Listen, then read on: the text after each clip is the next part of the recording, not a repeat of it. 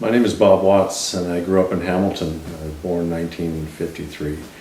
I was a police officer for 35 and a half years. I started as a police officer in June of 1974.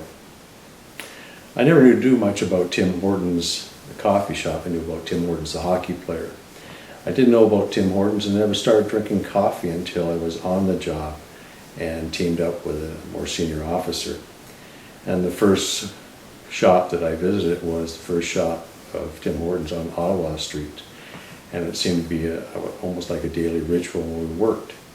We'd start the shift and then go on about our duties, and maybe at the end of a night shift finish off with one. We used to walk the beats down in the east end of Hamilton, and which is something that I was unfamiliar with, but one of the few places that was open at 2 o'clock in the morning when you wanted to go for a break or you have a coffee or something else was Tim Hortons on Ottawa Street. And we're grateful for the people who were there.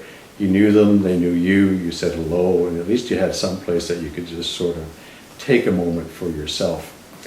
I became aware later on of the history of Ron Joyce and his history as a police officer, and the people that he first trusted as the owners in the stores in the franchise.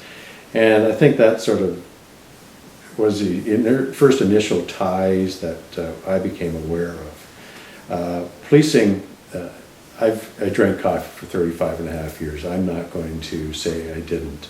And the culture has changed, perhaps even the approach of some of the owners. At that time, you had a coffee, you sat down, they never charged you for a coffee and a donut. Despite any protests, it was the policy of the owner or the policy of the store, etc., rather than argue. I know people might find that terrible right now, but that's the way things were at the time, and they got us to sit in, and things were relatively quiet at the time.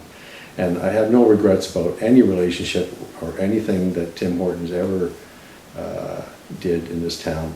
It was interesting, you could see the policy, the strategy of placement, Ottawa Street, first store, right on the main thoroughfare of Ottawa Street, going into Fasco and Stelco in the morning. 6 o'clock, you could see the cars lined up, people getting their orders of coffee and donuts, which is a coffee and donut shop is a relatively new phenomenon in Hamilton.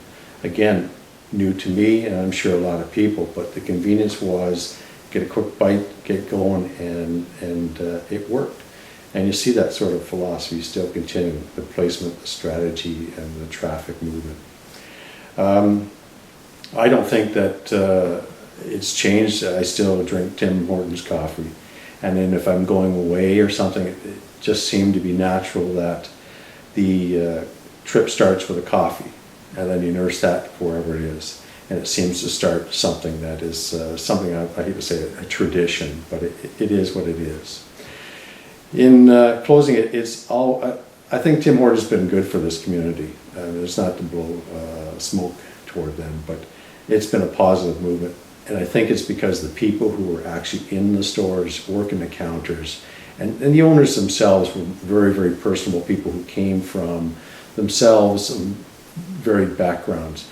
And so a hard worker could do very well for him or herself.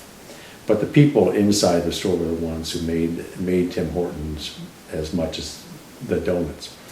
If there's anything that I'd like to see them now is bring back the fresh honey dip donuts you used to get at 6 o'clock in the morning. There's nothing like that, or an orange twist.